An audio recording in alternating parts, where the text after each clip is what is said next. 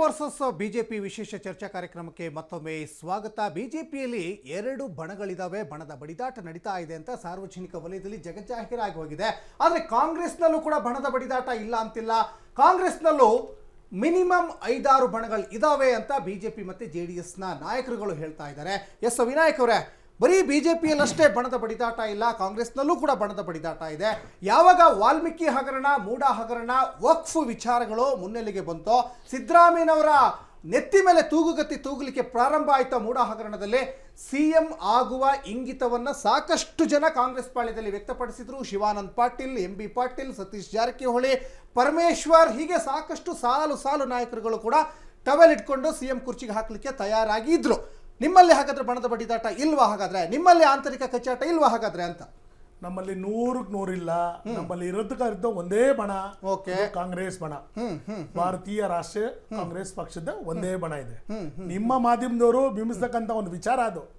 ಜಾಕಿರೋಳಿ ಅವ್ರದ್ದು ಒಂದು ಬಣ ಇದೆ, ಬೇರೆ ಒಬ್ಬರದ್ದು ಒಂದು ಬಣ ಇದೆ. ನಮ್ಮಲ್ಲಿ ಯಾವುದೇ ರೀತಿ ಒಂದು ಬಣ ಇಲ್ಲ. ನಮ್ಮಲ್ಲಿ ಇರ್ತಕ್ಕಂಥ ಮಾಧ್ಯಮದಲ್ಲಿ ಬಿಂಬಿಸೋದಾದ್ರೆ ಸೈಲೆಂಟ್ ಅಲ್ಲಿ ಸತೀಶ್ ಜಾರಕಿಹೊಳಿ ಯಾಕೆ ಹೈಕಮಾಂಡ್ ಅನ್ನು ಭೇಟಿ ಆದ್ರು? ಅದು ತಪ್ಪು ಮಾಹಿತಿ. ಅದು ಪರಮೇಶ್ವರ್ ಯಾಕೆ ಭೇಟಿ ಆದ್ರು? ಇವತ್ತು ನಮ್ಮ ಪಕ್ಷದಲ್ಲಿ ಇವತ್ತು ಭಾರತ್ ಜೋಡೋ ಭವನದ ಒಂದು ಕಾರ್ಯಕ್ರಮ ಆಯ್ತು.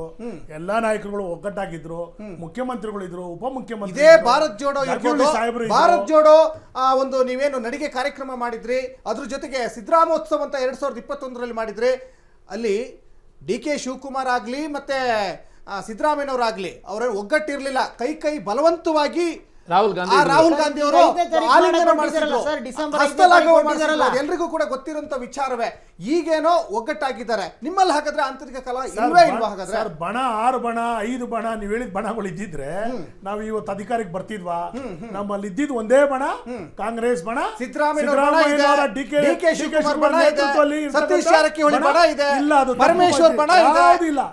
ನಾನು ಹೇಳ್ತಾ ಇದೀವಲ್ಲ, ನಮ್ಮಲ್ಲಿ ಇರೋದು ಒಂದೇ ಬಣ, ಅದು ಕಾಂಗ್ರೆಸ್ ಬಣ. ಅದು ಎಸ್ ಈಗ ಓಕೆ ಅರುಣ್ ಕುಮಾರ್ ಅವರೇ, ನೋಡಿ, ಪಕ್ಷ ಅಂತ ಬಂದಾಗ, ಪಕ್ಷದ ಸಂಘಟನೆ ಅಂತ ಬಂದಾಗ ಎಲ್ಲ ಒಂದ್ ಕಡೆ ನೀವು ಬಿಜೆಪಿಯವರು ಕಾಂಗ್ರೆಸ್ನ ನೋಡಿ ಕಲಿಬೇಕಾದಂತ ಅನಿವಾರ್ಯತೆ ಇದೆಯೇನೋ? ಯಾಕಂದ್ರೆ ಕಳೆದ ವಿಧಾನಸಭಾ ಚುನಾವಣೆಯಲ್ಲೇ ಪಕ್ಷವನ್ನ ಸಂಘಟನೆ ಮಾಡಿದ್ರು.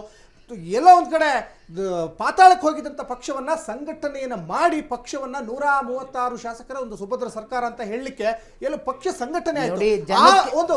ಆ ಒಂದು ಸಂಘಟನಾ ಕೊರತೆ ನಿಮ್ಮಲ್ಲಿ ಇದೆಯೇನೋ ಅಂತ? ಇಲ್ಲ ನೋಡಿ, ಜನಕ್ಕೆ ಈ 5 ಗ್ಯಾರಂಟಿಗಳು ಅಂತ ಹೇಳಿ ಏನು ಮಂಕಬೂದಿ ಎರಚಿ ಇವರು ಚುನಾವಣೆ ಮುಂಚೆ 5 ಘೋಷಣೆಗಳನ್ನ ಮಾಡಿದ್ರು. ಮಹಿಳೆಯರಿಗೆ ಗೃಹಲಕ್ಷ್ಮಿ ಅಂತ ಹೇಳಿ 2,000 ರೂಪಾಯಿ ಕೊಡ್ತೀವಿ, ಮತ್ತೆ ಗೃಹ ಜ್ಯೋತಿ ಯೂನಿಟ್ ಆಗ್ಬಹುದು, ಅಥವಾ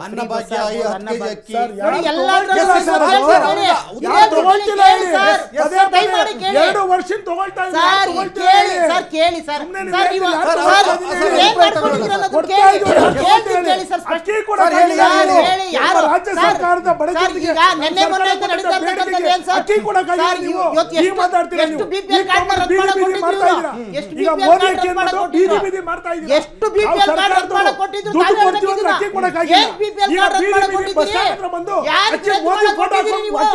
ಸ್ಪಷ್ಟನೆ ಕೊಡಿ. BPL ಕಾರ್ಡ್ ನ ರದ್ದು ಮಾಡೋದಕ್ಕೆ ಸರ್ಕಾರ, ಕೇಂದ್ರ ಸರ್ಕಾರ ರಾಜ್ಯಕ್ಕೆ ಕೊಡಬೇಕಾದಂತ GST ಕೊಡಿ, ರಾಜ್ಯಕ್ಕೆ ಕೊಡಬೇಕಾದ ಅನುದಾನ ಕೊಡಿ, ರಾಜ್ಯಕ್ಕೆ ಬರಬೇಕಾದ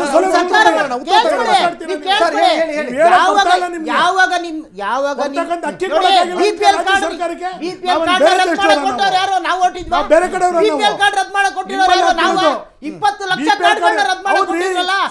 ಇದ್ರ ವಿರುದ್ಧ ಹೋರಾಟ ಆಗ್ತಿದೆ ಅಂತ ಗೊತ್ತಾಗಿತ್ತು. ಮುಖ್ಯಮಂತ್ರಿಗಳು ಮೀಟಿಂಗ್ ಕರೀತಾರೆ, ನೋಡಿ ಯಾವುದೇ BPL ಕಾರ್ಡ್ ರದ್ದು ಮಾಡಲ್ಲ, ಯಾವುದೇ BPL ಕಾರ್ಡ್ ರದ್ದು ಮಾಡಲ್ಲ. ಇದು ಇವ್ರು ಪಂಡಿತನ, ಇವ್ರದ್ದು ಗೃಹಲಕ್ಷ್ಮಿ ಆಗ್ಬೋದು, ಗೃಹಲಕ್ಷ್ಮಿ ಯೋಜನೆಗಳನ್ನ ಮಾಡ್ಕೊಂಡಿರೋದು ಮಾಧ್ಯಮದವರು, ಎಲ್ಲಾ ಮಾಧ್ಯಮದವರು ಸರ್ವೆ ಮಾಡಿದ್ದಾರೆ. ಎಲ್ಲಾ ಮಾಧ್ಯಮದವರು ಸರ್ವೆ ಮಾಡಿದ್ದಾರೆ. ದಯಮಾಡಿ ವಿನಯ್ BPL ಕಾರ್ಡ್ ಅನ್ಪ್ಲಾನ್ಡ್ ಆಗಿ ರದ್ದು ಮಾಡಿದ್ದಾರೆ. ಗೃಹಲಕ್ಷ್ಮಿ ದುಡ್ಡು ಯಾರು ಬರ್ತಾ ಇದೆ? ಯಾವ ಮಹಿಳೆಯರಿಗೆ ಬರ್ತಾ ಇದೆ? ಯಾವ ಮಹಿಳೆಯರಿಗೆ ಗೃಹಲಕ್ಷ್ಮಿ ದುಡ್ಡು ಬರ್ತಾ ಇದೆ ತೋರಿಸಿ. ಮಾಧ್ಯಮದವರು, ಎಲ್ಲಾ ಮಾಧ್ಯಮದವರು ಸರ್ವೆ ಮಾಡಿದ್ದಾರೆ. ಗೃಹಲಕ್ಷ್ಮಿ ದುಡ್ಡು ಹೆಚ್ಚನಕ್ಕೆ ಹೋಗ್ತಾ ಇದೆ. ಇವ್ರು ಮಾಡ್ತಕ್ಕಂಥದ್ದು ಏನ್ ಗೊತ್ತಾ ಸರ್? ಚನ್ನಪಟ್ಟಣ ಚುನಾವಣೆ ಆಗ್ಬೋದು. ಅವರೇ ಒಂದು ಆದೇಶ ಕೊಟ್ಟಿದ್ದಾರೆ. ಈಗ ಇಲಾಖೆಯಿಂದ Yes. ಬಡತನ ಸರ್, ಕೆಳಗೆ ಇವ್ರು ಇಳಿಸ್ತೀರಾ? ಇವ್ರು ಗೃಹಲಕ್ಷ್ಮಿ ಯೋಜನೆ ಬಳಸ್ಕೊತಾರೆ ಅಂತ ಗೊತ್ತಾ? ಬಡವರಾಗಿ ಉಪಚುನಾವಣೆಯಲ್ಲಿ ಟ್ಯಾಕ್ಸ್ ಕಟ್ಟೋರಿಗೆ ಯಾವತ್ತು ನೀವು ವೋಟಿಂಗ್ ಫ್ರೀ ದಿನ ಇದೆ ಕೊಡ್ತಾರೆ ಅಂತ ಹೇಳಿ ಅವತ್ತಿನ ದಿನ ತಪ್ಪೇನಿದೆ? ನಿಮ್ಮ ಒಂದು ಕೇಂದ್ರ ಮೂರು ಸರ್ಕಾರ ತಿಂಗಳು, ಕೊಟ್ಟ ನಾಲ್ಕು ಆದೇಶ ತಿಂಗಳು ಅದು. ನಿಲ್ಸ್ಕೊಂತಾರೆ. ನಿಮ್ಮ ಸರ್ಕಾರ ದುಡ್ಡು ಹಾಕ್ತಾರೆ, ಕೇಂದ್ರ 2,000 ಸಾವಿರ, ಕೊಟ್ಟ 6,000 8,000 ರೂಪಾಯಿ ವೋಟಿಂಗ್ ಇಂದು ದಿವಸ ಹಾಕ್ತಾರೆ ಇವ್ರು ಮಾಡ್ತಕ್ಕಂತ ಕೆಲಸ ಇದು. ಇವತ್ತು ಅಫಿಷಿಯಲ್ ಆಗಿ ವೋಟರ್ಸ್ ನ ಪರ್ಚೇಸ್ ಮಾಡುವಂತ ಮಾಧ್ಯಮವಾಗಿ ಬಳಸ್ಕೊಂಡಿದ್ದಾರೆ ಗೃಹಲಕ್ಷ್ಮಿ ಯೋಜನೆನ. ಅದು ನಿಮ್ಮ ತಪ್ಪು ಕಲ್ಪನೆ ಅದು. ಇಲ್ಲಿ ಹೇಳ್ತೀನಿ ಕೇಳಿ, ನಿಮ್ಮ ತಪ್ಪು ಗೃಹಲಕ್ಷ್ಮಿ ಕಲ್ಪನೆ ಯೋಜನೆ ಅದು. ದುಡ್ಡು ಯಾವ ಮಹಿಳೆ ನಿಮ್ಮ ತಪ್ಪು ತಲುಪ್ತದೆ ಕಲ್ಪನೆ ತೋರಿಸಿ ಅದು. ನೀವು. ನಿಮ್ಮ ತಪ್ಪು ಯಾವ ಕಲ್ಪನೆ ಮಹಿಳೆ ಅದು. ತಲುಪ್ತದೆ ತೋರಿಸಿ. ಯಾವ ಮಹಿಳೆ ಬನ್ನಿ ಚೆಕ್ ಮಾಡ್ರಿ ನೋಡ್ರಿ, ಎಲ್ಲ ನೀವೇನೇ ಎಲ್ಲ ಕೇಳಿ. ಮಾಧ್ಯಮ ಸರ್ವೆ ಮಾಡಿದ ತೋರಿಸಿ. ವಿನಾಯಕ್ ಅವರೇ, ಯಾವ ಒಂದ್ ಮಹಿಳೆ ನಿಮಿಷ, ಹತ್ರ ತೋರಿಸಿ ನಾನು ಬರ್ತಾ ಇಲ್ಲ ಒಂದ್ ಅಂತ ನಿಮಿಷ. ಹೇಳಿದ್ರೆ. ಮಹಿಳಾ ಖಾತೆ ಸಚಿವರೇ ಹೇಳಿದ್ರು, ಲಕ್ಷ್ಮೀ ಹೆಬ್ಬಾಳ್ಕರ್ ಹೇಳಿದ್ರು, ಜೂನ್ ಜುಲೈಯಲ್ಲಿ ಪೆಂಡಿಂಗ್ ಇದ್ದಿದ್ದು ನಾವು ಆಗಸ್ಟ್ ಅಲ್ಲಿ ಹಾಕಿದೀವಿ ಅಂತ. ಬಹಳ ಜನ ಮಹಿಳೆಯರು ನಮಗೂ ಹೇಳಿದ್ದಾರೆ, ನಮ್ಮ ಕೇಳಿ. ವಾಹಿನಿಗೂ ಕೂಡ ಚನ್ನಪಟ್ಟಣ ಕರೆ ಮಾಡಿ ಹೇಳಿದ್ದಾರೆ, ಚನ್ನಪಟ್ಟಣ ಗೃಹಲಕ್ಷ್ಮಿ ಎಲೆಕ್ಷನ್ಗೆ ಯೋಜನೆ ಕೇಳಿ ಸರ್. ಅಕೌಂಟಿಗೆ ಬರ್ತಾ ಇಲ್ಲ ಅದ್ರ ಬಗ್ಗೆ ಅಮೌಂಟ್. ಚನ್ನಪಟ್ಟಣ, ಶಿಗ್ಗಾವಿ, ಸಂಡೂರಲ್ಲಿ ಚುನಾವಣೆ ನೀವು ಅಲ್ಲಿನ ಜನರ ಅಕೌಂಟ್ ಗಳನ್ನ ನೋಡಿ. ಅವ್ರದ್ದು ವೋಟಿಂಗ್ ಕೇಳಿ ಇಂದು ಸರ್. ದಿವಸ ವೋಟಿಂಗ್ ನೀವೇ ಹಿಂದಿನ ಮಾತಾಡಿ, ದಿವಸ ಎಲ್ಲ ಮಾತ್ರ ನೀವೇ ಹಿಂದಿನ ಕೊಡಿ. ದಿವಸ 3 ತಿಂಗಳು ನೀವೇ 4 ತಿಂಗಳು ಕೊಟ್ಬಿಡಿ. ದುಡ್ಡ ಒಟ್ಟಿಗೆ ಹಾಕ್ತಾರೆ. Yes. ಮಹಿಳೆಯರನ್ನ ಪರ್ಚೇಸ್ ಮಾಡ್ತಕ್ಕಂಥ ಕೊಟ್ಬಿಡಿ, ಮಾಧ್ಯಮ ನಾವೇ ಓಕೆ ಓಕೆ ಓಕೆ ಓಕೆ ನೀವೇ ಮಾತಾಡಿ, ನಾವೇ ಮಾತಾಡ್ಬೇಕು. ಎಸ್ ಅರುಣ್ ಕುಮಾರ್ ಅವರೇ, ಬಹಳ ಮುಖ್ಯವಾಗಿ ಬಿಜೆಪಿ ಪಾಳ್ಯದಲ್ಲಿ ಯಡಿಯೂರಪ್ಪನವರು ಹಲವಾರು ನಾಯಕರನ್ನ ತುಳಿದ್ರು. ಇದು ಯತ್ನಾಳ್ ಅವರ ಆರೋಪ. ನೋಡಿ, ಪ್ರತಾಪ್ ಸಿಂಹನಿಗೆ ಟಿಕೆಟ್ ತಪ್ಪು ಹೋಯ್ತು, ಸಿ.ಟಿ. ರವಿ ಚಿಕ್ಕಮಗಳೂರಿನಲ್ಲಿ ಗೆಲ್ಲುವಂತ ಕ್ಯಾಂಡಿಡೇಟ್ ಸೋತ್ರು, ಚಂದ್ರಪ್ಪ ಇನ್ನೊಂದು ಕಡೆ ಚಂದ್ರಪ್ಪ. ನೋಡಿ ಸಾಗ ನಮ್ಮ ಹತ್ರ ಲಿಸ್ಟೇ ಇದೆ. ಬಸನಗೌಡ ಪಾಟೀಲ್ ಯತ್ನಾಳ್ ಅವರ ಟೀಮಲ್ಲಿ ರಮೇಶ್ ಜಾರಕಿಹೊಳಿ ಇದ್ದಾರೆ, ಇನ್ನೊಂದು ಕಡೆ ಕುಮಾರ್ ಬಂಗಾರಪ್ಪ ಇದ್ದಾರೆ, ಅರವಿಂದ ಲಿಂಬಾವಳಿ ಇದ್ದಾರೆ, ಪ್ರತಾಪ್ ಸಿಂಹ ಇದ್ದಾರೆ. ಪ್ರತಾಪ್ ಸಿಂಹ ಅವರಿಗೆ ಟಿಕೆಟ್ ಇದು ಯಡಿಯೂರಪ್ಪನವರೇ ತಪ್ಪಿಸಿದ್ದು ಅಂತ ಯತ್ನಾಳ್ ಹೇಳ್ತಾ ಇದ್ದಾರೆ. ಸರ್, ಇವತ್ತು ಯದುವೀರ್ ಒಡೆಯರ್ ಅವ್ರನ್ನ ಕ್ಯಾಂಡಿಡೇಟ್ ಯತ್ನಾಳ್ ಮಾಡಲಾಯ್ತು. ಹೇಳ್ತೀನಿ ಕೇಳಿ ಸರ್, ರಾಜ್ಯ ಬಿಜೆಪಿಯ ತೀರ್ಮಾನ ಅಲ್ಲ, ಇದು ಕೇಂದ್ರದ ತೀರ್ಮಾನ. MP ಚುನಾವಣೆಯಲ್ಲಿ ಯಾರಿಗೆಲ್ಲ ಟಿಕೆಟ್ ಕೊಡಬೇಕು ಅಂತ ಹೇಳೋದು ಕೇಂದ್ರದ ವರಿಷ್ಠರು ತೀರ್ಮಾನ ಮಾಡಿರ್ತಕ್ಕಂಥ ತೀರ್ಮಾನ. ಆ ತೀರ್ಮಾನಕ್ಕೆ ರಾಜ್ಯದ ಎಲ್ಲ ನಾಯಕರು ಬದ್ಧರಾಗಿದ್ದಾರೆ. ಬಂಡಾಯ ಇದ್ರು, ಅಪ್ಪ ಸರ್, ಮಕ್ಕಳ ಕೆ. ಪಕ್ಷ ಇದು ಈಶ್ವರಪ್ಪ ಅಂದ್ರು. ಬಂಡಾಯ ಇದ್ರು, ರಾಜ್ಯ ಪಕ್ಷದಿಂದ ಟಿಕೆಟ್ ಉಚ್ಚಾಟನೆ ಕೊಡಿ ಆದ್ರು, ಅವ್ರು ಹೋದ್ರು, ಅವ್ರ ಸ್ಥಾನ ಇವತ್ತು ಎಲ್ಲಿದೆ ಅಂತ ತಾವೇ ತಿಳ್ಕೊಬಹುದು. ಈಶ್ವರಪ್ಪ ಅಲ್ಲ, ಅವ್ರನ್ನ ಮೂಲೆ ಗುಂಪು ಮಾಡಿದ್ರು, ಅವರು ಮೂಲೆ ಗುಂಪು ಏನ್ ಸರ್ ಇಲ್ಲಿ ಹೇಳ್ತೀನಿ ಕೇಳಿ ಸರ್, ಎಲ್ಲಾ ರಾಜಕೀಯ ಪಕ್ಷಗಳಲ್ಲೂ ಕೂಡ ಇದಿರ್ತದೆ. ಏನಂದ್ರೆ ಎಲ್ಲರಿಗೂ ಅಕಾಮಡೇಟ್ ಮಾಡೋದಕ್ಕಾಗಲ್ಲ. ರಾಜಕೀಯ ಪಕ್ಷಗಳಿಗೆ ತನ್ನದೇ ಆದಂತ ಒಂದು ಸ್ಟ್ರಾಟಜಿ ಇರುತ್ತೆ. ಆರ್ಗನೈಸೇಷನ್ ಅಲ್ಲಿ ತಾವು ರೀತಿಯಲ್ಲಿ ಯಾರನ್ನ ಕ್ಯಾಂಡಿಡೇಟ್ ಮಾಡಿದ್ರೆ ನಮ್ಗೆ ಗೆಲುವು ಆಗ್ಬೋದು ಅನ್ನೋದು ನಮ್ದೊಂದು ಸ್ಟ್ರಾಟಜಿ ಇರುತ್ತೆ. ಯಡಿಯೂರಪ್ಪನವ್ರ ಕುಟುಂಬ ಮಾತ್ರ ಬೆಳಿಬೇಕು, ಬೇರೆಯವರೆಲ್ಲ ಬೆಳೀತಾ ಹೋಗಲ್ಲ. ಏನಿಲ್ವಲ್ಲ ಸರ್, ನಿಮ್ಮ ಪಕ್ಷದ ನಾಯಕ ಹೇಳ್ತಾ ಇದ್ದಾರೆ. ವೇದಿಕೆಯಲ್ಲಿ ಹೇಳ್ತಾರೆ ಆತರ ಕಾರಣಕ್ಕೆ ಯಾವುದೇ ಕಾರಣಕ್ಕಿಲ್ಲ. ಮೈಸೂರಿನಲ್ಲಿ ನೋಡಿ, ಮೈಸೂರಿನಲ್ಲಿ ಪ್ರತಾಪ್ ಸಿಂಹ ಅವ್ರಿಗೆ ಟಿಕೆಟ್ ನಿರಾಕರಿಸಿ ಪ್ರತಾಪ್ ಸಿಂಹ ಅವ್ರನ್ನ ಪಕ್ಷ ಯಾವ ರೀತಿ ಅವ್ರನ್ನ ಬಳಸ್ಕೋಬೇಕು ಮುಂದಿನ ದಿನಗಳಲ್ಲಿ ಅವ್ರಿಗೆ ರಾಜ್ಯದ ಬಿಜೆಪಿ ಗೆಲ್ಲೋ ಕ್ಯಾಂಡಿಡೇಟ್ ಗೆದ್ದಿದೀವಲ್ಲ ಸರ್. ಮೈಸೂರು ನಾವೇನ್ ಸೋತಿದೀವ? ಮೈಸೂರು ಸರ್, ಮೈಸೂರು ನಾವೇ ತಾನೇ ಗೆದ್ದಿರೋದು. ಬಿಜೆಪಿ ನೀವೇ ಗೆದ್ದಿರೋದು, ಅವ್ರಿಗೆ ಅಸಮಾಧಾನ ಇದೆಯಲ್ಲ. ಅಸಮಾಧಾನ ನೋಡಿ ಸರ್, ಯಾರಿಗಾದ್ರೂ ಆಗ್ಲಿ ಅವ್ರು ಇದ್ದಂತ ಸ್ಥಾನದಿಂದ ಇನ್ನೊಬ್ರಿಗೆ ಅವಕಾಶ ಕೊಟ್ಟಾಗ ಅಸಮಾಧಾನ ಆಗೋದು, ಬೇಜಾರಾಗೋದು. ನೀವು ಯಾವಾಗ ಟಿಕೆಟ್ ಕೊಡೋದಿಲ್ಲ, ಅಸಮಾಧಾನ ಯಾವಾಗ ಬುಗಿಲು ಹೇಳುತ್ತೆ, ಆತರ ಏನಿಲ್ಲ. ನೋಡಿ, ಪ್ರತಾಪ್ ಸಿಂಹ ಅವರು ಪಕ್ಷದ ಎಲ್ಲಾ ಕಾರ್ಯಕ್ರಮಗಳಲ್ಲೂ ಭಾಗವಹಿಸ್ತಾ ಇದ್ದಾರೆ. ಯಾವ್ದೆಲ್ಲ ಸಂಘಟನೆ ಕಾರ್ಯಕ್ರಮ ಆಗ್ಬೋದು, ಖಂಡಿತವಾಗ್ಲೂ ಅವರು ಸಂಘಟಿತ ಕಾರ್ಯಕ್ರಮದಲ್ಲಿ ಬಳಸ್ಕೊಂತಾ ಇದ್ದಾರೆ. ಅವರು ಕೂಡ ಎಲ್ಲೂ ಕೂಡ ಭಿನ್ನಮತೀಯವಾಗಿ ಮಾತಾಡುವಂತ ಪ್ರಮೇಯಕ್ಕೆ ಹೋಗಿಲ್ಲ. ತಾವು ಸುಮ್ಮನೆ ಹೇಳ್ತಾ ಇದ್ದೀರಾ ಅಷ್ಟೇ ಭಿನ್ನಮತೀಯ ನಾಯಕರು ಅಂತ.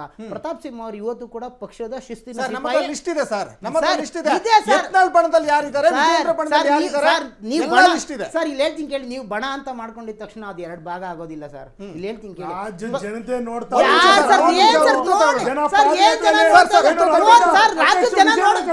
ನೋಡ್ಬೇಕು ಸರ್. ವಿರುದ್ಧ ಹೋರಾಟ ಅದು, ಕಾಂಗ್ರೆಸ್ ವಿರುದ್ಧ ಹೋರಾಟ ಅದು. ಕಾಂಗ್ರೆಸ್ ವಿರುದ್ಧ ಹೋರಾಟ ನೋಡಿ ಸರ್, ಬ್ಯಾನರ್ ನೋಡಿ ಸರ್, ವಿರುದ್ಧ ಹೋರಾಟ ಅದು. ವಿಜೇಂದ್ರ ವಿರುದ್ಧ ಅಂತ ಕೇಳಿ. ಇಲ್ಲಿ ಅರುಣ್ ಕುಮಾರ್ ಅವರು, ಯತ್ನಾಳ್ ಅವ್ರದ್ದು ಒಂದೇ ಪ್ರಶ್ನೆ, ವಿಜಯೇಂದ್ರ ಅಧಿಕಾರದಿಂದ ಕೆಳಗಿಳಿಬೇಕು, ವಿಜಯೇಂದ್ರ ಆ ಸ್ಥಾನಕ್ಕೆ ನಾಲಾಯಕ್ ಅಂತಾನೆ ಅವ್ರು ಹೇಳ್ತಾರೆ. ನಮ್ಮ ಪಕ್ಷದಲ್ಲಿ ಅಧಿಕಾರ ಅಂತ ಯಾವ್ದು ಇರೋದಿಲ್ಲ, ಅದೊಂದು ಜವಾಬ್ದಾರಿ ಅಂತ ನೀಡಿರೋದು. ಯಾರಿಗೆ ಆಗ್ಲಿ ಏನೇ ನೀಡಿದ್ರು ಅದು ಜವಾಬ್ದಾರಿ. ಅದು ರಾಜ್ಯಾಧ್ಯಕ್ಷರಾಗ್ಬೋದು ಅಥವಾ ಅದಕ್ಕಿಂತ ಕೆಳಗಡೆ ಇರ್ತಕ್ಕಂಥ ಹುದ್ದೆಗಳಾಗ್ಬೋದು, ಅದನ್ನ ನಾವು ಜವಾಬ್ದಾರಿ ಅಂತ ಸ್ವೀಕರಿಸ್ತೀವಿ. ಅದು ಅಧಿಕಾರ ಅಂತ ಅಲ್ಲ. ಪಕ್ಷದ ಅಧ್ಯಕ್ಷರು ಅಂತ ಹೇಳಿದ್ರೆ ಅದು ಜವಾಬ್ದಾರಿನ ವಿಜಯೇಂದ್ರ ಸರಿಯಾಗಿ ನಿಭಾಯಿಸ್ತಾ ನೋಡಿ ಸರ್. ಇಲ್ಲಿ ಹೇಳ್ತೀನಿ ಕೇಳಿ, ಒಬ್ರು ವಿರುದ್ಧವಾಗಿ ಹೇಳ್ತಕ್ಕಂಥದ್ದು ಸಹಜ, ಆಯ್ತಾ? ಅದನ್ನ ಖಂಡಿತವಾಗ್ಲೂ ಪಕ್ಷದ ಹೈಕಮಾಂಡ್ ಅದನ್ನ ಖಂಡಿತವಾಗ್ಲೂ ಗಮನಿಸ್ತಾ ಗಮನಿಸ್ತಾ ಇದೆ.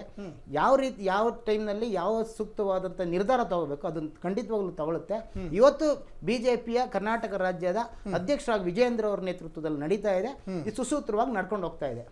ಇದ್ರ ಬಗ್ಗೆ ಏನಾದರೂ ಮಾತಾಡಬೇಕಿದ್ರೆ ಪಕ್ಷದ ಹೈಕಮಾಂಡ್ ಮಾತಾಡುತ್ತೆ.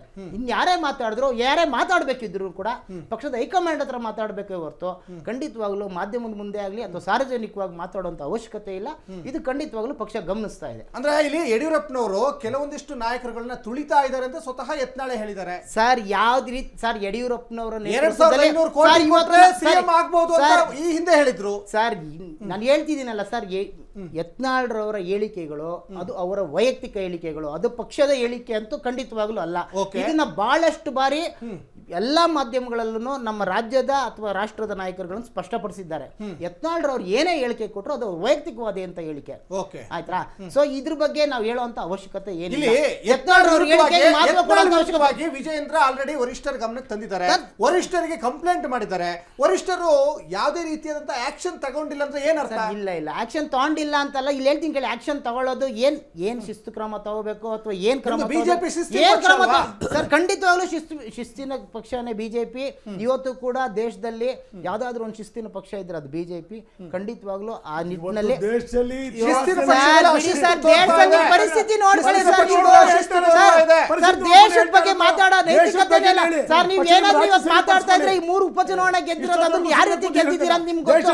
ಅದ್ರ ಬಗ್ಗೆ ಮಾತಾಡ್ತೀರಾ ನೀವು? ದೇಶದ ಬಗ್ಗೆ ಮಾತಾಡೋ ನೈತಿಕತೆ ಇಲ್ಲ. ದೇಶದ ಬಗ್ಗೆ ಮಾತಾಡ್ತಕ್ಕಂಥ ನೈತಿಕತೆ ದೇಶದಲ್ಲಿ ಕಾಂಗ್ರೆಸ್ ಧೂಳಿಪಟ ಆಗೋಗಿದೆ. ಕಾಂಗ್ರೆಸ್ ದೇಶದಲ್ಲಿ ಧೂಳಿಪಟ ಆಗೋಗಿದೆ ಸರ್. ಪ್ರಶ್ನೆ ಮಾಡ್ತಾ ಇರೋದು ಕೇಳಿಸ್ಕೊಳ್ಳಿ. ರಾಹುಲ್ ಗಾಂಧಿ ಅವರ ನಾಯಕತ್ವದ ಬಗ್ಗೆ ಪ್ರಶ್ನೆ ಮಾಡ್ತಾ ಇರೋದು. ನಿನ್ನೆ ಕೂಡ ನಾನೊಂದು ಕ್ಲಿಪ್ಪಿಂಗ್ ನೋಡ್ತಾ ಇದ್ದೆ. ರಾಹುಲ್ ಗಾಂಧಿ ಅವರ ನೇತೃತ್ವದಲ್ಲಿ ನಡೆದಿರ್ತಕ್ಕಂಥ ಎಷ್ಟು ಚುನಾವಣೆಗಳು, ಅದರ ಅವರ ಸಕ್ಸಸ್ ರೇಟ್ ಎಷ್ಟು ಅಂತ. ಇಡೀ ದೇಶದ ರಾಜಕಾರಣದಲ್ಲಿ ಯಾವ್ದಾದ್ರು ಒಬ್ಬ ರಾಜಕಾರಣಿ ಇದ್ರೆ ಕೇಳಿಸ್ಕೊಳ್ಳಿ ಸರ್, ಯಾವ್ದಾದ್ರು ಒಬ್ಬ ರಾಜಕಾರಣಿ ಇದ್ರೆ ಸಕ್ಸಸ್ ರೇಟ್ ಯಾವ್ದೋ ಒಬ್ಬ ಒಂದು ಸಣ್ಣ ಸ್ಟೇಟಿನ ರಾಜಕಾರಣಿಯ ಸ್ಟೇಟಸ್ ಕೂಡ ಇಲ್ಲ ಇದು. ರಾಹುಲ್ ಗಾಂಧಿ ಅವರ ನೇತೃತ್ವದ ಲೀಡರ್ಶಿಪ್ ಗೆ ಇರ್ತಕ್ಕಂಥ ಮನ್ನಣೆ ಇದು.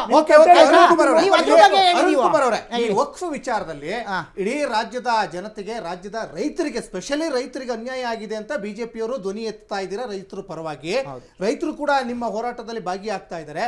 ಈಗ ಬಣ ಯಾವುದೇ ಇರಲಿ, ನಿಮ್ಮಲ್ಲಿ 2 ಬಣ ಇರಲಿ, 3 ಬಣ ಇರಲಿ, ಅದೆಷ್ಟೇ ಬಣ ಇರಲಿ, ನಿಮ್ಮ ಅಜೆಂಡಾ ಒಂದೇ, ರೈತರಿಗೆ ಅನ್ಯಾಯ ಆಗಬಾರ್ದು ಅಂತ ಅಲ್ವಾ? ಕರೆಕ್ಟ್ ಅಲ್ವಾ? ಹೋರಾಟ ಮಾಡ್ತಾ ಇದಾರಲ್ಲ, ಯಾಕೆ ಹಾಕಿದ್ರೆ ಅದಕ್ಕೆ ನೀವು ತಡೆ ಕೊಡ್ತಾ ಇದ್ದಾರೆ ವಿಜಯೇಂದ್ರ ಬಣ? ಸರ್ ಇಲ್ಲಿ ಹೇಳ್ತೀನಿ, ಅವ್ರ ಹೋರಾಟಕ್ಕೆ ಯಾರು ತಡೆ ಕೊಡ್ತಾ ಇಲ್ಲ. ಹೇಳ್ತೀನಿ ಕೇಳಿ ಸರ್, ವೈಯಕ್ತಿಕ ಯಾರು ಬೆಂಬಲ ಕೊಡಬೇಡಿ ಅಂತ ಸೂಚನೆ ಕೊಟ್ಟಿದ್ದಾರೆ. ಹೇಳ್ತೀನಿ ಕೇಳಿ ಸರ್. ನೋಡಿ, ಈಗ ಇದೇ ಯತ್ನಾಳ್ರವರು ಬಿಜಾಪುರದಲ್ಲೂ ಕೂಡ ಈ ಹೋರಾಟ ಮಾಡಿದ್ರು. ಈ ವಕ್ಫ್ ವಿರುದ್ಧವಾಗಿ ಕೇಂದ್ರದಿಂದ ಒಂದು ತಂಡನ ಕಳಿಸಿದ್ರು, ಆಯ್ತಾ? ತಂಡ ಕಳಿಸಿ ಅದನ್ನ ವರದಿ ತರಿಸ್ಕೊಂಡಿದ್ದಾರೆ, ಆಯ್ತಾ? ಅದನ್ನ ಮುಂದುವರೆದ ಭಾಗವಾಗಿ ಇವತ್ತು ಬೀದರ್ ಜಿಲ್ಲೆಯಲ್ಲಿ ಆಗಿರ್ತಕ್ಕಂಥ ಕೆಲವು ಅನ್ಯಾಯಗಳ ವಿರುದ್ಧ ಯತ್ನಾಳ್ರವ್ರು ಹೋಗಿದ್ದಾರೆ ಹೋರಾಟ ಮಾಡೋದಕ್ಕೆ. ನೋಡಿ, ಹೋರಾಟದ ವಿರುದ್ಧವಾಗಿ ನಾವು ವೈಯಕ್ತಿಕವಾಗಿ ಏನು ಹೇಳೋದಿಲ್ಲ, ಆದ್ರೆ ಪಕ್ಷದ ಅಡಿನಲ್ಲಿ ಮಾಡಬಾರ್ದು ಅಂತ ಹೇಳಿ ಸೂಚನೆ ಇದೆ. ಪಕ್ಷದ ಅಡಿನಲ್ಲಿ ಮಾಡಬೇಕಾದ್ರೆ ವಿಜಯೇಂದ್ರ ಅವರು ಅದಕ್ಕಂತೂ 3 ತಂಡಗಳನ್ನ ನೇಮಿಸಿದ್ದಾರೆ ರಾಜ್ಯಾಧ್ಯಕ್ಷರು. ಆ 3 ತಂಡಗಳ ಅಡಿನಲ್ಲಿ ಒಂದು ಅಶೋಕ್ ರವ್ರ ನೇತೃತ್ವದಲ್ಲಿ, ಒಂದು ಚಲವಾದಿ ನಾರಾಯಣ ಸ್ವಾಮಿ ನೇತೃತ್ವದಲ್ಲಿ, ಒಂದು ವಿಜಯೇಂದ್ರ ಅವರ ನೇತೃತ್ವದಲ್ಲಿ ಹಲವಾರು ನಾಯಕರುಗಳನ್ನ ಅದಕ್ಕೆ ಜೋಡಿಸಿ ರಾಜ್ಯ ಪ್ರವಾಸ ಮಾಡಬೇಕು ಅಂತ ಹೇಳಿ ಅದಕ್ಕೊಂದು ತಂಡ ರಚನೆ ಮಾಡಿದ್ದಾರೆ. ಅದು ಕರೆಕ್ಟ್ ಆಗಿ ನಡೀತಕ್ಕಂಥ ವಿಧಾನ. ಆ ರೀತಿ ನಾವು ಹೋಗ್ಬೇಕು ಅನ್ನೋದು ನಮ್ಮ ಪಕ್ಷದ ನಿಲುವು. ಆ ವಿರುದ್ಧವಾಗಿ ಅದ್ರ ಪರವಾಗಿ ಯತ್ನಾಳ್ರವರು ಕೂಡ ಇರಬೇಕಾಗಿತ್ತು. ಯತ್ನಾಳ್ರವ್ರು ಈಗ ನಡ್ತಾ ರೀತಿಗೆ ಖಂಡಿತವಾಗಲೂ ನಮ್ಮ ಪಕ್ಷದ ಹೈಕಮಾಂಡ್ ಅವ್ರ ವಿರುದ್ಧವಾಗಿ ಆಗ್ಬೋದು ಅಥವಾ ಏನ್ ನಡೀತಾ ಇದೆ ಅದ್ರ ಬಗ್ಗೆ ಸೂಕ್ತವಾದ ತೀರ್ಮಾನ ತಗೊಂತಾರೆ. ಆಲ್ರೆಡಿ ಬಿಜೆಪಿ ಜೊತೆ JDS ಮೈತ್ರಿ ಮಾಡ್ಕೊಂಡಿದೆ. ಇದು ಬರೀ ಚುನಾವಣೆಗಷ್ಟೇ ಅಲ್ಲ, ಹಲವಾರು ಸವಾಲುಗಳನ್ನು ಎದುರಿಸಲಿಕ್ಕೂ ಕೂಡ ನಮ್ಮ ಈ ಮೈತ್ರಿ ಅಂತ ಹೇಳಿದೆ. ಮೊನ್ನೆಯ ಚುನಾವಣೆ ರಿಸಲ್ಟ್ ನೋಡಿದ ಮೇಲೆ ಎಲ್ಲೋ ಒಂದು ಕಡೆ NDA ಅಭ್ಯರ್ಥಿಗಳು ಸರಿಯಾಗಿ ಸ್ಪಂದನೆ ಕೊಡಲಿಲ್ಲ ಅನ್ನುವಂತಹ ಅಭಿಪ್ರಾಯವನ್ನು ಸ್ವತಃ ಯತ್ನಾಳ್ ಹೇಳಿದರು. ಹಾಗಾದರೆ ಮೈತ್ರಿ ಮುಂದುವರಿಯುತ್ತಾ? ಮಾತಾಡೋಣ ಸಣ್ಣ ಬ್ರೇಕ್ ಆದಮೇಲೆ.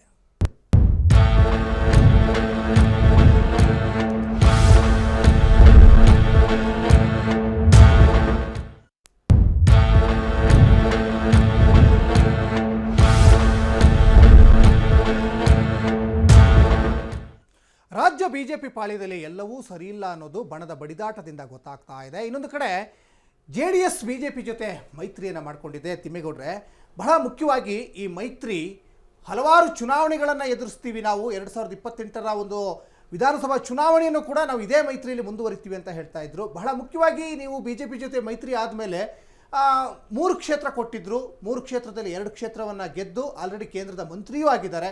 ಆದರೆ ತನ್ನ ಮಗನ ರಾಜಕೀಯ ಭವಿಷ್ಯ ರೂಪಿಸ್ಕೊಳ್ಳಿಕ್ಕೆ ಎಲ್ಲೋ ಒಂದು ಕಡೆ ಕುಮಾರಸ್ವಾಮಿ ಅವರಿಗೂ ಆಗ್ತಾ ಇಲ್ಲ, ಮತ್ತೊಂದು ಕಡೆ NDA ನಾಯಕರುಗಳು ಬಹಳ ಮುಖ್ಯವಾಗಿ ಉಪಚುನಾವಣೆಯಲ್ಲಿ ಸರಿಯಾಗಿ ಸ್ಪಂದಿಸಿಲ್ಲ ಅಂತ ಯತ್ನಾಳ್ ಕೂಡ ಹೇಳಿದ್ರು. ಈ ಮೈತ್ರಿ ಮುಂದುವರಿಯುತ್ತಾ ಮುಂದಿನ ಚುನಾವಣೆಗಳಲ್ಲಿ ಅಂತ?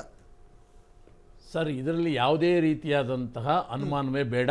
ಬರ್ತಕ್ಕಂಥ BBMP ಚುನಾವಣೆ ಇರ್ಬೋದು, ಮುಂದೆ ಬರ್ತಕ್ಕಂಥ ಸಾರ್ವತ್ರಿಕ ವಿಧಾನಸಭಾ ಚುನಾವಣೆ ಇರ್ಬೋದು, 100ಕ್ಕೆ 100 NDA ಮೈತ್ರಿ ಮುಂದುವರಿಯುತ್ತೆ. ಇದು ನಮ್ಮ ಸನ್ಮಾನ್ಯ ನಮ್ಮ ಪಕ್ಷದ ವರಿಷ್ಠ ಆಗಿರ್ತಕ್ಕಂಥ ಕುಮಾರಣ್ಣವರೇ ಸ್ಪಷ್ಟಪಡಿಸಿದ್ದಾರೆ. ಆದರೆ ಇದರಲ್ಲಿ ಯಾವುದೇ ಒಂದು ಪಕ್ಷದಲ್ಲಿ ಇರ್ಬೋದು ಸರ್, ಸಣ್ಣ ಪುಟ್ಟ ಗೊಂದಲ ಇರ್ತಕ್ಕಂಥ ಸಹಜ. ಅದನ್ನ ಅದರದೇ ಆದಂಥ ಒಂದು ಪಕ್ಷದ ಒಳಗಡೆ ಕೂತ್ಕೊಂಡು ಚರ್ಚೆ ಮಾಡಿ ಅದನ್ನು ಬಗೆಹರಿಸ್ತಾರೆ. ಅದಕ್ಕೋಸ್ಕರ NDA ಮೈತ್ರಿಗೂ ಇದಕ್ಕೂ ಯಾವುದೇ ರೀತಿಯಾದಂತಹ ಒಂದು ಸಮಸ್ಯೆ ಆಗಲಿ ಬರ್ತದೆ ಅಂತಕ್ಕಂಥ ನಾವ್ಯಾರು ಕೂಡ ಯೋಚನೆ ಮಾಡೋದಿಲ್ಲ. ಅದು NDA ಹೀಗೆ ಮುಂದುವರಿತದೆ. ಅದು ನನಗನ್ನಿಸ್ತಕ್ಕಂಥದ್ದು, ನೀವು ಕಾಂಗ್ರೆಸ್ಸಲ್ಲಿ ಬಣಗಳು ಹೇಳಿದ್ರಲ್ಲ ಸರ್, ಖಂಡಿತ ಹೇಳ್ತೀನಿ 6 ಬಣ ನೋಡಿ. ಒಂದು DK ಶಿವಕುಮಾರ್ ಬಣ, ಸಿದ್ದರಾಮಯ್ಯ ಬಣ, ಸತೀಶ್ ಜಾರಕಿಹೊಳಿ ಬಣ, ಮತ್ತೆ ಪರಮೇಶ್ವರ ಬಣ, ಮತ್ತೆ ಜೊತೆಗೆ ಇನ್ನೊಂದು ಯಾರು ಮಹದೇವಪ್ಪ ಬಣ. ಹೀಗೆ ಯಾಕೆಂತಂದ್ರೆ ಅದು ಕೂಡ ಸರ್ ಸ್ಟೇಟ್ಮೆಂಟ್ ನೋಡಿರ್ಬೋದು ನೀವು. ಸ್ಟೇಟ್ಮೆಂಟ್ ಯಾರೇ ಸ್ಟೇಟ್ಮೆಂಟ್ ಕೊಡ್ತಾರೆ ನೋಡಿ. ಡಿನ್ನರ್ ಮೀಟಿಂಗ್ ಮಾಡ್ತಿದ್ದಾರೆ, ಮಾರ್ನಿಂಗ್ ಮೀಟಿಂಗ್ ಮಾಡ್ತಿದ್ದಾರೆ, ಸೀಕ್ರೆಟ್ ಮೀಟಿಂಗ್ ಮಾಡ್ತಿದ್ದಾರೆ. ಎಷ್ಟು ಸಾರಿ ಸುರ್ಜಿವಾಲ್ ಅವರು, ಎಷ್ಟು ಸಾರಿ ವೇಣುಗೋಪಾಲ್ ಅವರು ಬಂದು ಇಲ್ಲಿ ಅವ್ರಿಗೆಲ್ಲರಿಗೂ ಸಮಾಧಾನ ಮಾಡೋದ್ರು. ಇದನ್ನು ಕೂಡ ಗಮನಿಸಬೇಕು. ನಾನು ಹೇಳ್ತಕ್ಕಂಥದ್ದು ನಮ್ಮಲ್ಲಿ ಯಾವುದೇ ರೀತಿಯಾದ ಗೊಂದಲ ಇರಲ್ಲ, NDA ಮೈತ್ರಿ ಇರ್ತದೆ. ನಾವ್ ಹೇಳ್ತಕ್ಕಂಥದ್ದು ಕಾಂಗ್ರೆಸ್ ಸರ್ಕಾರ ಏನಿವತ್ತು ವಕ್ಫ್ ವಿರುದ್ಧ, ಒಂದು ವಕ್ಫ್ ಪರವಾಗಿ ರೈತರ ವಿರುದ್ಧ ರೈತರಿಗೆ ನೋಟಿಸ್ ಕೊಡ್ತಾ ಇದೆ, ಕೆಲವೊಂದು ಕೊಟ್ಟಿದೆ. ಸನ್ಮಾನ್ಯ ಮುಖ್ಯಮಂತ್ರಿಗಳು ಹೇಳಿದ್ದಾರೆ ಅದು ವಾಪಸ್ ತಗೊಂತಿದ್ದ, ಅದು ಖಂಡಿತ ಆಗ್ಬೇಕು, ಸುಮ್ಮನೆ ಬಾಯಿ ಹೇಳಿದಲ್ಲ. ಮತ್ತೆ ಕೂಡ ನೋಡಿ, ಮೊನ್ನೆ ಕೋಲಾರದಲ್ಲಿ ಕೂಡ ಅದು ತುಂಬಾ ಇಶ್ಯೂನ ಆಯ್ತು. ಆಮೇಲೆ ಕೂಡ ಅಷ್ಟಕ್ಕೇನಿದೆ.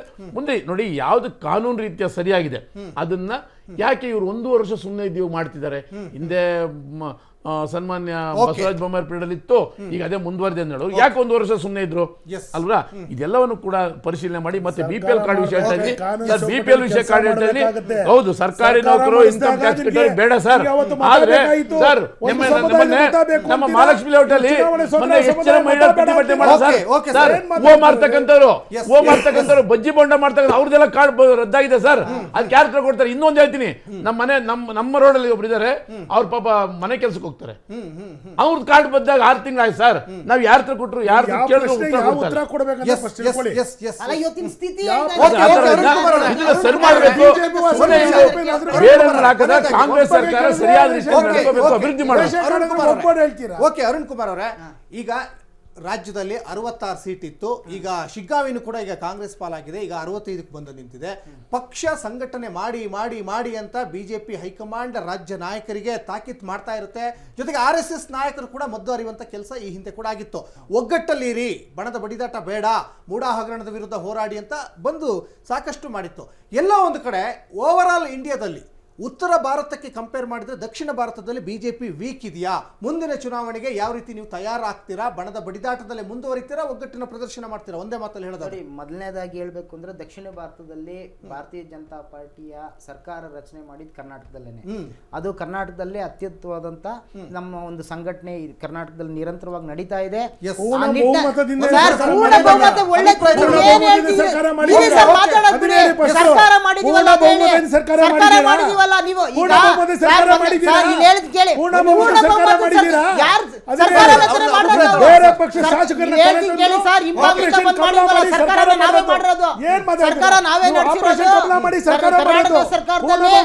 ಭಾರತೀಯ ಜನತಾ ಪಾರ್ಟಿಯ ಮುಖ್ಯಮಂತ್ರಿಗಳೇ ಆಗಿರೋದು, ಸರ್ಕಾರ ನಾವೇ ಮಾಡಿರೋದು.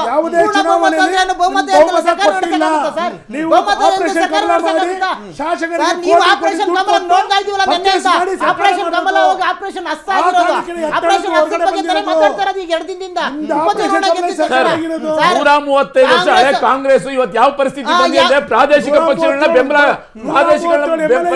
ಬೆಂಬಲಿಸ್ತಾ ಇದೆ. ಅದು ಕಾಂಗ್ರೆಸ್ ರಾಜಕಾರಣ ಮಾತಾಡ್ತಾರೆ. ಕಾಂಗ್ರೆಸ್ ಪರಿಸ್ಥಿತಿ ಯಾವ ಮಟ್ಟಕ್ಕೆ ಹೋಗಿದೆ? ಹೀನಾಯವಾದಂತ ಪರಿಸ್ಥಿತಿ ಇದೆ. ಮುಂದಿನ ದಿನಗಳಲ್ಲಿ ರಾಷ್ಟ್ರೀಯ ಪಕ್ಷ ಅಂತ ಒಂದು ಸ್ಥಾನಮಾನ ಕೂಡ ಪ್ರಧಾನಮಂತ್ರಿಗಳು ಕಳಿಸಿದ್ರು, ಇವತ್ತು ಮುಚ್ಕ ಇಲ್ಲ. ನಿಮ್ ಬಗ್ಗೆ ಯೋಚನೆ ಮಾಡ್ತಾರೆ. ಹೆಂಗೆ ಕಾಂಗ್ರೆಸ್ ಪಕ್ಷ ಅಧಿಕಾರಕ್ಕೆ ತರಬೇಕು ಅಂತ ನೀವ್ ಯೋಚನೆ ಮಾಡಿ. ಯಾವ ಎಲೆಕ್ಷನ್ ಗಳು ಗೆಲ್ತಾ ಇದ್ದೀರಿ ನೀವ್ ಯೋಚನೆ ಮಾಡಿ. ಹರಿಯಾಣದಲ್ಲಿ ನಾವು ಗೆದ್ದೆ ಬಿಟ್ವಿ ಅಂತ ಜಿಲೇಬಿಗಳು ನಾವ್ ಹಂಚಿದ್ವಾ? 9:10 ಗಂಟೆಗೆ ಜಿಲೇಬಿ ಹಂಚಿದ್ರಿ. 11 ಗಂಟೆಗೆ ಏನಾಯ್ತು? 11 ಗಂಟೆಗೆ ಏನಾಯ್ತು? 11 ಗಂಟೆಗೆ ಏನಾಯ್ತು? ಹರಿಯಾಣದಲ್ಲಿ ಮಹಾರಾಷ್ಟ್ರದಲ್ಲಿ ಏನ್ ಹೇಳಿದ್ರೆ ಏನಾಯ್ತು? ಹೌದು, ಮಹಾರಾಷ್ಟ್ರದಲ್ಲಿ ನಮ್ಮ ಕರ್ನಾಟಕದಲ್ಲಿ 3 ಸೀಟ್ ಗೆಲ್ಲಬಾರ್ದವರು. ಯಾಕಂದ್ರೆ ಬೇರೆ ದೇಶದಲ್ಲಿ ಕಾಂಗ್ರೆಸ್ ಈ ಸ್ಥಿತಿಯಲ್ಲಿ ವಿನಾಯಕ್ ಅವರಿಂದ ಲಾಸ್ಟ್ ಅಭಿಪ್ರಾಯ ನಾವು ವೆರಿ ಕ್ವಿಕ್ ಆಗಿ ಕೊಟ್ಬಿಡಿ ಸರ್. ಸರ್ಕಾರ ರಚನೆಯಾಗಿ 1.5 ವರ್ಷ ಆಯ್ತು. 1.5 ವರ್ಷದಲ್ಲಿ ಅಭಿವೃದ್ಧಿ ಶೂನ್ಯ ಅಂತ ರಾಜ್ಯದ ಜನನೇ ಮಾತಾಡ್ತಾ ಇದ್ದಾರೆ. ಬಿಜೆಪಿ ಜೆಡಿಎಸ್ ನವರಲ್ಲ, ವಾಲ್ಮೀಕಿ ಇರ್ಬೋದು, ಮೂಡಾ ಇರ್ಬೋದು, ವಕ್ಫ್ ಇರೋದು, BPL ವಿಚಾರ ಇರ್ಬೋದು, ಸಾಕಷ್ಟು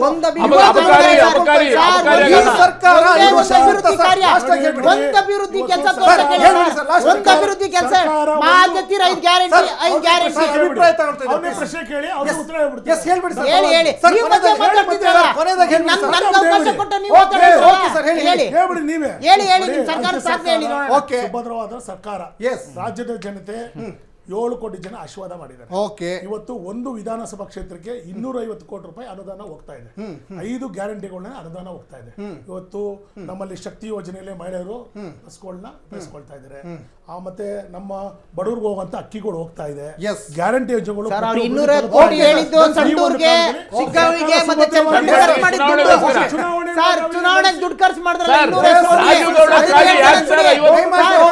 ಅಭಿವೃದ್ಧಿ ಕೆಲಸ ಒಂದ್ ರಸ್ತೆ ನಿರ್ಮಾಣ ಮಾಡೋದು ಸರ್, ಒಂದ್ ನೀರಾವರಿ ಕಾಮಗಾರಿ ಆಗಿರೋ ತೋರಿಸಿ ಸರ್. ನೀವು ಹೇಳಿ ಯಾವ್ದಾದ್ರು ಒಂದು ನೋಡಿ ಮತ್ತೆ ಫುಟ್ಬಾಲ್ ನೋಡಿ. ಯಾರು ನೀವು ಮಾಡಿರೋದಲ್ಲ ಬಿಡಿ ಸರ್, ನಿಮ್ ಕಾಲದಲ್ಲಿ ಇವೆಲ್ಲ. ವಿನಾಯಕ್ ಅವರೇ, ಅರುಣ್ ಕುಮಾರ್ ಮತ್ತು ತಿಮ್ಮೇಗೌಡ್ರೆ ಚರ್ಚೆಯಲ್ಲಿ ಭಾಗವಹಿಸಿ ಸಾಕಷ್ಟು ವಿಚಾರಗಳನ್ನ ವಿನಿಮಯ ಮಾಡಿಕೊಂಡ್ರೆ 3 ಜನರಿಗೂ ಧನ್ಯವಾದಗಳು ಸರ್. ನಮಸ್ಕಾರ.